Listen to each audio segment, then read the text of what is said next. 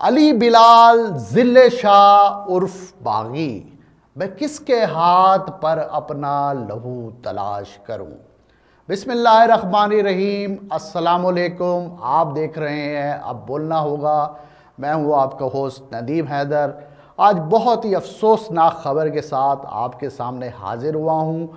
علی بلال ذل شاہ کہہ لیں، باغی کہہ لیں، پاکستان تحریک انصاف کا وہ کارکن، وہ جنونی کارکن جو ہمیشہ زمان پارک کے باہر رہتا تھا، اور جس وقت چاہے کوئی ہو یا نہ ہو لیکن یہ شخص وہاں پر موجود رہتا تھا، اور اس کا یہ کہنا تھا کہ پاکستان تحریک انصاف کے چیئرمین بھی ان سے بہت محبت کرتے ہیں، اور اس کے علاوہ یہ صاحب خود کہتے تھے، ہمارے کئی رپورٹرز کی ان سے ملاقات ہوئی، اور میڈیا جتنے بھی پرسنز تھے وہ ان سے بہت زیادہ فیملیئر اس لیے تھے کہ یہ اکثر ذل شاہ کے روپ میں آتے تھے اور خود کو باغی کہتے تھے۔ لیکن اب علی بلال اس دنیا سے جا چکا ہے۔ ہم اس پہ بات کریں گے کہ اب یہ ذمہ داری کس پر عائد ہوتی ہے۔ کیا اس کی ذمہ دار صرف نگران حکومت ہے یا پاکستان تحریک انصاف کی قیادت کا رویہ؟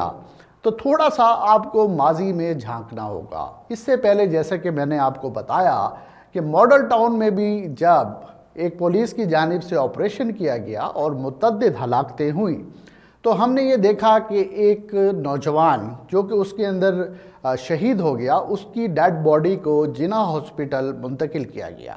تو اس وقت میں بھی رپورٹنگ کر رہا تھا، میرے ساتھ دوسرے لوگ بھی تھے جو رپورٹنگ کر رہے تھے۔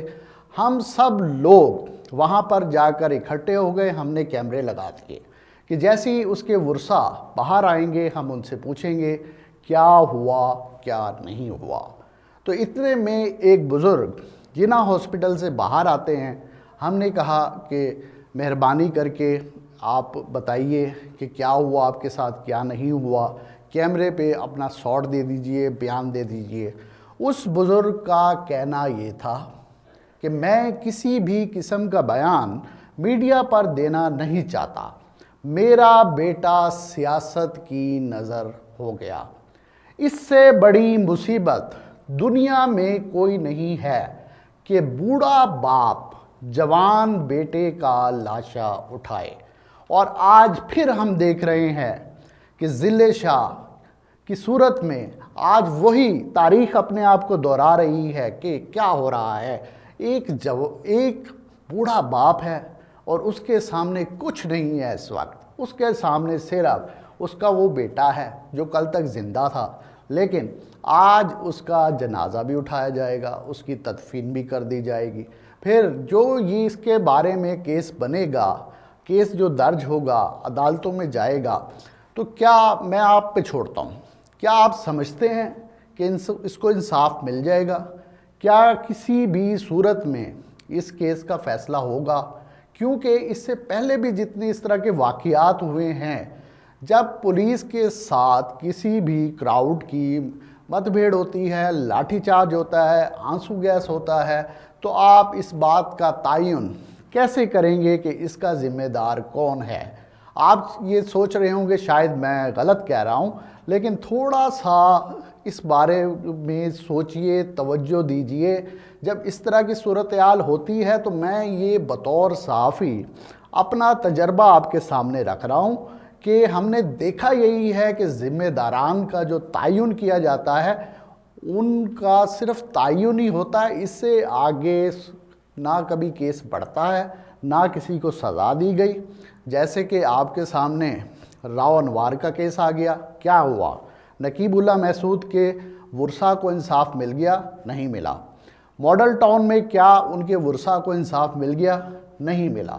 لہٰذا اب بہت افسوس کے ساتھ میں یہ کہہ رہا ہوں کہ شاید یہ کیس بھی کاغذات کی حد تک رہے اور اس کا کوئی نتیجہ نکلے یا نہ نکلے۔ ہم دعا ضرور کرتے ہیں کہ اللہ کرے کہ یہ کیس کسی منطقی انجام تک پہنچ جائے، لیکن اس سے بڑی بات یہ ہے کہ اب ہمیں تعین کرنا پڑے گا ذمہ داران کا، کون اس کا ذمہ دار ہے، کس کا اس میں کتنا حصہ ہے۔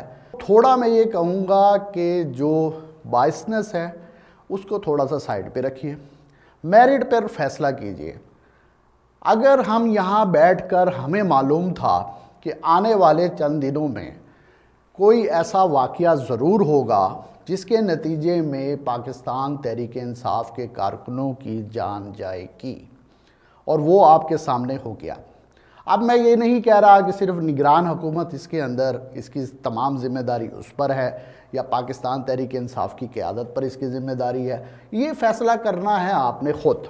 لیکن ایک چیز تھوڑا ایمانداری کے ساتھ سوچئے، جب اس طرح کی صورتحال بنتی ہے، تصادم کا ماحول ہوتا ہے، تو اس صورت میں دونوں کی ذمہ داری بنتی ہے کہ تھوڑا دیکھ لیں کہ جس طرف ہم جا رہے ہیں، جس تصادم کا شکار ہم ہو رہے ہیں، جس طرح کے الفاظ استعمال کیے جا رہے ہیں، جس طرح سے ایک دوسرے کو دھمکیاں دی جا رہی ہیں، ایک دوسرے کے گریبان پھاڑے جا رہے ہیں، میں زیادہ سخت الفاظ استعمال نہیں کرنا چاہتا، تو آنے والے دنوں میں یہ صورتحال بننی تھی۔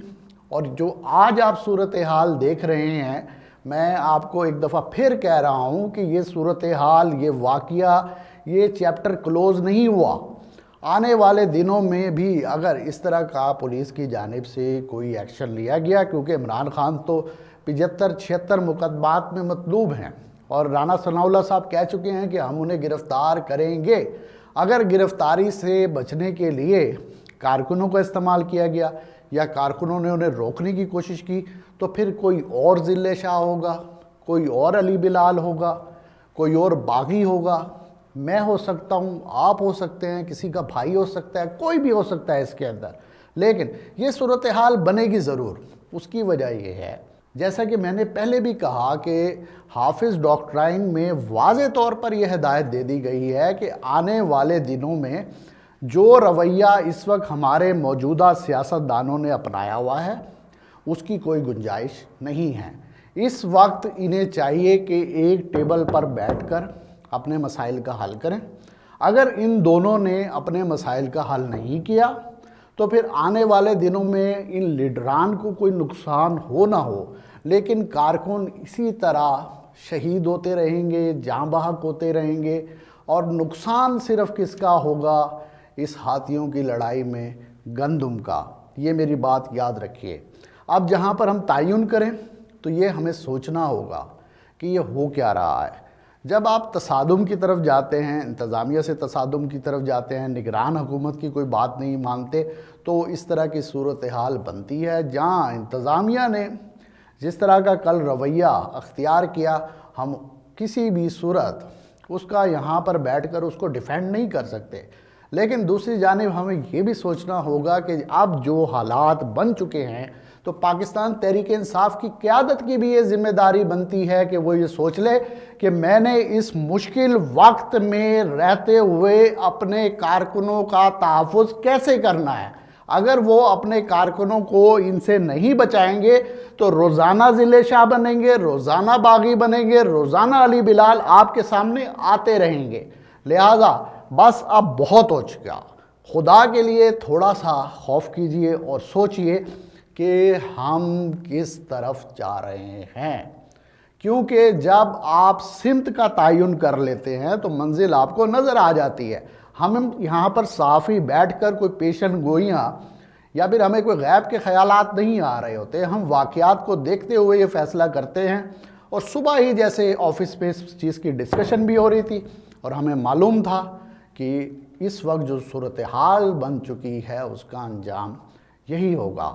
خدا را میں آپ سے آخر میں صرف یہی ریکویسٹ کروں گا، سیاست کیجئے، ایک دوسرے کے ساتھ مخالفت کیجئے، مگر اس نہج پر مت پہنچ جائیے کہ ایک پارٹی کا کوئی کارکن اس دنیا سے جائے تو دوسرے نہ صرف اس پہ تنقید کرے، خوشی تو نہیں میں کہہ سکتا، لیکن تنقید بھی مت کیجیے۔